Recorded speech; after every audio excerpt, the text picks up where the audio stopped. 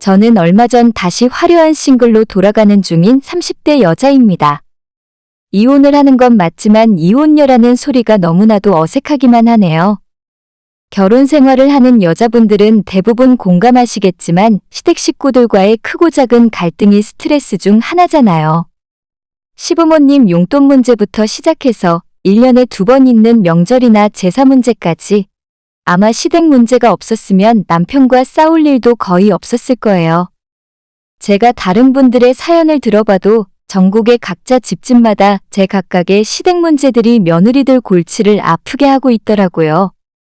아무리 세상이 많이 변했다곤 하지만 아직까지도 여자는 남자가 하는 말에 무조건 복종하며 살아야 한다고 생각하는 어른들이 많이 있습니다. 저 역시도 시댁 문제 때문에 복장이 터지다 못해서 결국 남편과 이혼을 결심하게 될 사건이 있었는데 아마 제 이야기를 들으시면 이런 인간들도 삼시세끼 밥 잘 처먹고 사는구나 싶으실 거예요. 이런 개인적인 문제를 공개하는 것 자체가 제 얼굴에 침을 뱉는 일이고 조금 부끄러운 생각도 있지만 이렇게라도 이야기를 해서 공감을 받고 같이 욕을 해주는 사람이 있다는 것 하나만으로 마음의 위안을 얻을 수 있다고 생각해요. 저는 결혼 전에 유치원에서 아이들을 가르치는 선생님이었습니다. 나름대로 유치원에서 평판이 좋았고 학부모님들 대부분도 저를 믿고 좋아해 주셨어요. 여러 명의 아이들을 똑같이 신경 쓰고 돌봐준다는 것이 결코 쉬운 일은 아니지만 어릴 때부터 아이들을 좋아했던 저에게는 유치원 교사라는 직업이 천직이나 마찬가지였죠. 천진난만한 아이들을 매일 보고 천사 같은 아이들 덕분에 웃음이 끊이질 않았어요. 제 성격 자체도 밝고 명랑한 편이라 아이들이 유독 저를 좋아하고 잘 따른 것도 제가 이 직업을 좋아한 이유이기도 합니다. 하지만 이런 제 밝았던 성격도 결혼과 동시에 웃지 못하는 사람이 되어버렸어요. 가끔은 거울을 보며 완전히 달라져버린 제 얼굴 표정이 믿을 수가 없었습니다. 상식을 뛰어넘는 시댁 식구들 때문에 이제는 사람이 싫어졌고 남들 앞에서 웃는 모습을 보이는 게 어색해져 버렸어요. 남편은 중소기업에서 사무직으로 일을 하고 있는 멀쩡한 남자였습니다. 친구의 소개로 처음 만나게 되었고 키가 180이 넘어 훤칠해 보이더라고요.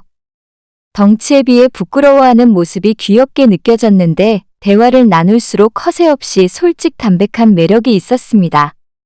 처음에 큰 기대 없이 만났었는데 금방 결혼을 전제로 진지한 연애를 하게 되었죠. 연애를 1년 넘도록 하는 동안에도 이 남자는 저를 실망시킨 적이 단 한 번도 없었어요. 술을 조금 지나치게 좋아하고 많이 마시긴 했지만 저 역시도 술을 좀 마실 줄 알기 때문에 그게 결혼에 큰 문제가 될 거란 생각을 하진 않았습니다. 사소한 단점들보다는 크고 듬직한 덩치에 매사에 성실하고 진솔한 태도가 훨씬 더 큰 장점이라고 느껴졌죠. 1년 정도 연애를 하고 나서 남편이 먼저 제게 결혼하자는 말을 꺼냈고 저 역시도 바로 승낙하고 그때부터 본격적인 결혼 준비에 들어갔습니다. 하지만 결혼은 연애와는 완전 다른 차원의 문제였어요. 아직 식을 올리기 전이었는데 벌써부터 시댁 문제가 골치 아프게 만들었습니다. 가장 먼저 제 발목을 잡은 건 시댁의 집안 경제력 문제였죠. 저는 결혼할 때 시부모 덕을 보고 싶은 마음이 정말 눈꽃만큼도 없었지만 적어도 저희 결혼 생활에 피해만 주지 않기를 바랬습니다. 우리 시댁은 말 그대로 쫄딱 망했습니다. 남편 말에 따르면 예전에 아버님께서 공장을 운영하시다가 부도가 나서 한번 크게 망했었고 남은 재산을 다 긁어 모아서 커다란 갈비집을 차렸다가 그때 또 한 번 망했다고 해요. 가진 돈을 전부 날려버린 정도로 끝난 것이 아니라 갈비집이 망하면서 빚도 크게 생겼고 은행 대출이나 주변 지인에게 이리저리 빌려온 돈까지 합하면 3억 이상의 빚이 있었다고 합니다. 시부모님 두 분이 일을 해서 빚의 이자라도 갚고 있고 당시에 우리 남편과 신우가 일해서 버는 돈도 빚 갚는데 상당 부분 사용하고 있었어요. 제가 이 남자와 결혼을 결심할 당시에 20평대 방 2개 있는 빌라에서 4식구가 살고 있었고 남편은 자기 방이 없어서 거실에 접이식 침대를 놓고 생활을 하고 있었죠. 누구나 집안에 굴곡은 있는 법이고 형편이 좋을 때도 어려울 때도 있는 법이지만 그런 시댁의 어려운 상황을 저한테까지 짊어지길 원하셨습니다. 처음 결혼하려고 승낙을 받으러 갔을 때 시어머니가 단도직입적으로 제게 말씀을 하셨어요. 너가 우리 아들이랑 결혼하겠다고? 젊은 두 사람이 좋아서 결혼한다는데 우리가 말리고 싶은 생각은 없어. 그런데 너도 봐서 알겠지만 우리 집이 지금 이 모양 이 꼴이라 아무것도 도와줄 수 있는 상황이 아니야. 신혼집은 물론이고 혼수며 생활도 전부 너희가 알아서 해야 해. 그리고 가족이라면 같이 힘든 짐을 짊어지고 어려울 때는 서로 도와야 하는 거야. 무슨 말인지 알겠니? 아무것도 해줄 수 없는 집안 형편이라는 건 알고 있었지만 그날 처음 인사드리러 갔는데 저 정도로 대놓고 이야기할 줄은 몰랐습니다. 어차피 기대도 안 했으니 따로 실망도 하지 않았고 결혼 준비를 계속 이어나갔는데 그 와중에 시부모님이 남편 앞으로 신용대출을 받아놓았다는 사실도 알게 되었어요. 이 사실을 저는 끝까지 모르고 있다가 결혼식 날짜를 겨우 3주 앞두고 알게 되었는데 그 과정도 지금 생각하면 어처구니가 없었습니다. 남편과 저녁을 같이 먹고 술을 한잔하고 있던 와중에 갑자기 얼큰하게 술에 취한 남편이 저를 붙들고 미안하다며 울기 시작하더라고요. 술집이었고 주변에 보는 사람들도 있는데 남편에게 무슨 짓이냐고 그만하라고 말렸지만 자기가 나쁜 사람이라고 고백을 하는 겁니다. 내가 진짜 미안해. 자기를 속이려고 한 건 아닌데 사실 나한테 빚이 좀 있어. 우리 엄마가 해달라고 해서 작년에 신용대출을 받았거든. 매달 월급에서 얼마씩 갚고 있긴 한데 아직도 많이 남았어. 솔직히 신용대출이라는 말에 하늘이 무너지는 느낌을 받았습니다. 아무리 돈이 없더라도 그런 걸 받을 생각을 해본 적은 한 번도 없었거든요. 그 당시에 저는 대출에 대해 잘 몰랐었는데 카드론이나 신용대출 같은 걸 받으면 인생이 망한다고 생각을 하고 있었어요. 결혼을 며칠 앞두고 이런 폭탄 선언을 듣고 솔직히 마음이 많이 흔들리는 건 사실이었어요. 며칠 동안 남편과 연락도 하지 않았고 이 결혼 엎어야 하나 말아야 하나 고민을 했었습니다. 이때 엎었으면 아마 제가 이혼녀 딱지를 달지 않을 수도 있었는데 막상 헤어지려고 하니 이 사람과 만났던 시간이 너무 아쉽고 헤어지기 싫더라고요. 그래서 3일 만에 다시 만나서 자초지종을 일단 듣기로 했습니다. 시부모님이 버는 돈의 대부분을 빚을 갚는데 사용하느라 생활비가 종종 부족했었고 그럴 때마다 시누이 카드로 할부와 리볼빙을 하면서 버티고 있었나 봐요. 그러다가 액수가 너무 커져서 감당이 안 될 정도가 되니까 저희 남편에게 도와달라 부탁을 하게 되면서 역시나 남편도 모아둔 돈이 없었기 때문에 직장인 신용대출을 받아서 동생 카드빚을 갚아줬답니다. 매달 얼마씩 갚아나가는 중이고 남은 대출이 1200만 원 정도 된다 하더라고요. 제 걱정보다는 훨씬 적은 액수라서 일단 마음이 조금 놓였어요. 나머지 돈은 결혼해서 같이 갚아나가기로 결심했고 남편에게 나랑 결혼을 할 생각이라면 앞으로는 더 이상 시댁에 큰돈 들어가는 일은 없어야 한다고 못을 박았습니다. 만약 이 약속을 지키지 못할 거라면 지금 헤어지는 것이 맞다고 했죠. 정말 미안해. 앞으로는 절대 이런 일 없을 거야. 나도 이런 집안 꼴이 지긋지긋하다. 지금까지는 한 집에서 같이 사니까 나도 빚 갚는데 힘을 보태고 살았지만 당신이랑 결혼하면 부모님 일은 부모님이 알아서 하셔야지. 남편이 제게 자신 있다고 호언장담을 했기 때문에 저도 그 말을 고지고대로 믿었어요. 결혼 전에 남편이 모아둔 돈은 없었습니다. 통장에 현금으로 1000만 원 정도가 있긴 했는데 사실 남은 대출이 1200만 원이었기 때문에 돈이 없었던 거나 마찬가지죠. 친정 부모님이 저를 걱정하셔서 이것저것 도와주겠다고 하셨지만 제가 거절했습니다. 시댁에서 한 푼도 해주지 못하는 상황인데 괜히 제 부모님한테 손 벌리기 싫더라고요. 대신 제가 모아둔 돈으로 작은 신혼집을 구했고 남편이 가진 1000만 원의 제 돈을 조금 더 보태서 살림에 필요한 물건을 사서 그렇게 시작했어요. 어떻게 생각하면 무슨 공상인가 싶기도 하시겠지만 그때 저는 의외로 크게 잘못됐다는 생각을 하지 않았습니다. 처음부터 좋은 아파트, 넓은 집에서 시작하면 좋겠지만 그게 아니더라도 밑에서부터 차근차근 모아서 쌓아나가는 것도 보람이 있겠다고 생각했어요. 친정 부모님께서 사위와 사돈 집안이 성에 차지 않아 하시는 걸 느낄 수 있었지만 다행히 저를 믿어주셨고 결혼에 큰 반대는 하지 않으셨습니다. 부모님도 처음 시작할 때는 반지하 월세방에서 시작하셨다고 말씀을 해주셨고 우리는 아직 젊기 때문에 열심히 살면 모든 걸 이룰 수 있다고 응원을 해주셨습니다. 그리고 결혼식 하루 전날에 저를 따로 부르시더니 5천만 원을 내어주셨어요. 아무리 그래도 내 딸 결혼하는데 어떻게 아무것도 안 해줄 수가 있겠니? 이 돈은 우선 통장에 넣어둬. 너희 시댁 식구들한테는 절대 이야기하지 말고 결혼 준비할 때 미리 주려고 했는데 하도 뭐가 없으니까 다 써버릴 것 같아서 지금 주는 거야. 결혼을 했어도 여자가 자기 통장에 돈이 있어야 당당할 수 있는 법이야. 결혼식 전날 밤에 엄마 손 붙들고 정말 많이 울었어요. 울면 다음날 눈이 퉁퉁 부어서 사진 예쁘게 안 찍힌다고 울지 말라고 하셨는데 시집 보내기 싫은 부모님의 마음이 느껴져서 참을 수가 없더라고요. 그렇게 우여곡절을 겪으며 결혼을 할 수 있었고 신혼생활 1년 만에 아이를 갖게 되었습니다. 건강한 딸이 태어났는데 시부모님은 아들이 아니라고 조금 실망하셨지만 저희 친정부모님은 한바구음을 짓다 못해 눈물까지 흘리실 정도로 좋아하셨어요. 우리 딸이 첫돌이 되기 전에 친정아버지가 건강검진에서 암이 발견되었고 수술과 항암 치료를 이어가며 건강했던 아빠는 눈에 띄게 약해지셨어요.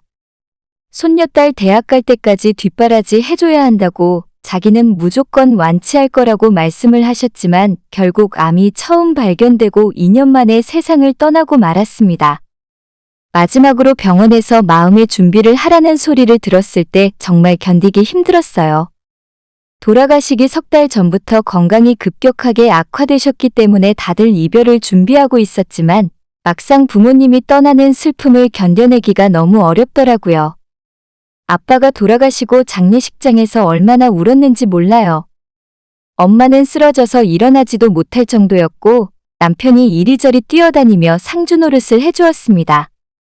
그런데 장례를 치르는 내내 시댁 식구들이 코빼기도 보이질 않더라고요. 3일째 되는 날 너무 이상하다 싶어서 남편에게 왜 아버님 어머님 그리고 신우까지 얼굴도 안 비추냐고 물었더니 원래 사돈댁 장례는 참석을 안 하는 것이 관례라고 하는 겁니다. 우리 엄마가 너 잘 챙겨주라 하시더라.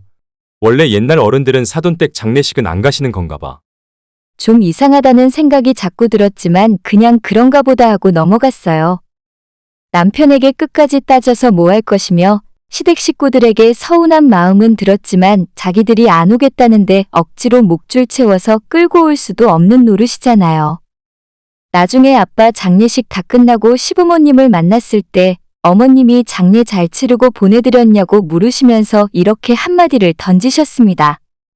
너 우리 안 왔다고 서운하게 생각하는 거 아니지? 원래 옛날에는 다 그랬어. 사돈댁 경사는 챙겨도 조사는 건너뛰는 게 관례야.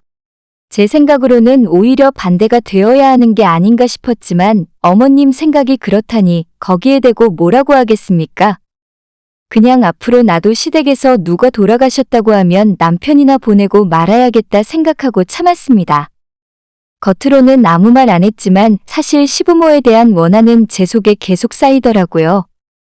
하는 짓이 하나부터 열까지 미워지니까 용돈을 주고 싶지도 않고 시댁에 가는 것도 제게는 엄청난 스트레스였어요. 친정 아빠가 돌아가시고 얼마 지나지 않아 신우가 결혼을 하게 되었는데 신우도 돈이 없고 만나던 남자도 빈털털이나 마찬가지였습니다. 두 사람 살만한 원룸 월세 보증금조차 없어서 시댁에서 신혼살림을 차려버렸습니다. 아까도 이야기했지만 저희 시댁은 20평도 안 되는 방 2개짜리 빌라였어요. 결혼 전 남편이 지낼 공간도 없어서 거실에 접이식 침대를 놓고 생활을 했었는데 남편이 결혼하고 집을 떠나니까 신우가 자기 남편을 데리고 들어앉았습니다. 오히려 저희 친정은 45평 방 4개 아파트에 사셨는데 제가 시집오고 아빠까지 돌아가신 후에는 엄마 혼자 그 커다란 집을 지키고 사셨어요. 말이 좋아서 45평이지 저희 집이 수도권이 아니라서 집 가격이 그렇게까지 비싼 건 아니었습니다. 하지만 어쨌든 넓고 쾌적해서 엄마 집에 가면 기분이 좋긴 하더라고요. 그러니 친정에 한 번 갔다가 시댁에 가면 좁아터진 집구석에 다 큰 네 사람이 복작거리고 사는 모습이 그렇게 답답하고 한심해 보일 수가 없었습니다. 항상 제 앞에서 당당하고 입만 열면 악담을 쏟아내던 시어머니도 집안 꼬라지가 그 지경에 이르러서는 얼굴에 수심이 가득하셨어요. 아직 남은 빚도 많지 신우나 심해부도 벌이가 얼마 안 되고 오히려 밥만 축내는 상황이라 아무리 봐도 시댁 집구석에 미래가 보이질 않았습니다. 남편이 한번 농담으로 장모님 댁이랑 자기 집이랑 서로 바꿔서 살아야 하는 게 아니냐고 한 적도 있었어요. 그래도 그건 시댁 식구들의 문제인 거고 저와는 아예 상관이 없는 일로 여겼습니다. 사실 저는 제 나름대로의 문제로 이미 골치가 아픈 상황이었어요. 혼자 사시는 엄마가 너무 힘들어하셨고 가끔 한 번씩 친정에 가서 얼굴을 보면 매번 볼 때마다 살이 쪽쪽 빠지는 걸 느낄 수 있었습니다. 집안에 아직 아빠의 물건도 그대로 두고 있어서 더 그런 게 아닐까 싶은 생각도 들었고 혼자 사는데 45평은 넓은 것 같아서 집을 정리하고 적당한 곳으로 이사를 하라고 말을 해본 적도 여러 번이었죠. 하지만 매번 그때마다 엄마는 이 집에서 너와 아빠와 15년을 넘게 살았는데 여길 팔고 어디로 가라는 거냐며 결사반대를 하셨습니다. 그래서 저도 엄마를 설득하길 포기했는데 문제는 그 집에 살면서 더욱 외로워하셨고 날로 쇠약해가는 걸 느낄 수 있었어요.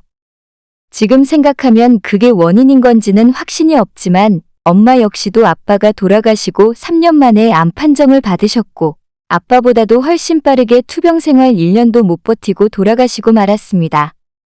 부모님 두 분을 연달아 암으로 떠나보내고 나니 저는 마치 삶의 이유를 잃어버린 사람처럼 영혼이 없이 지냈어요.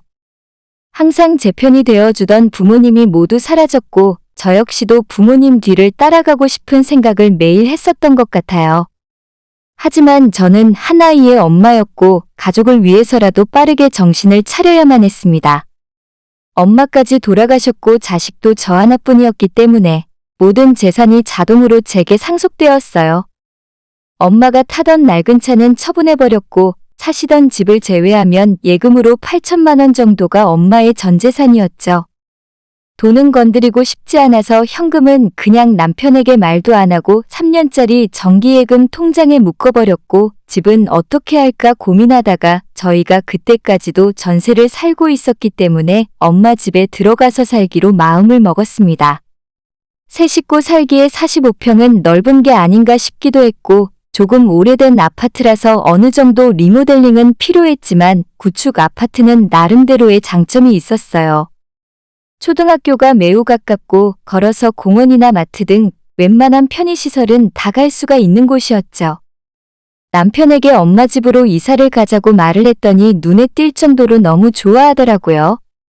그 모습을 보며 마음은 좀 씁쓸했지만 우리 식구를 위해서 그게 최선의 선택이라고 생각했습니다. 이사를 결심하고 인테리어 업체에 연락을 해서 정말 저렴하게 집을 고치기로 했어요. 도배와 마루를 새로 하고 화장실과 주방을 조금 손보는데도 생각보다 엄청난 금액이 들더라고요.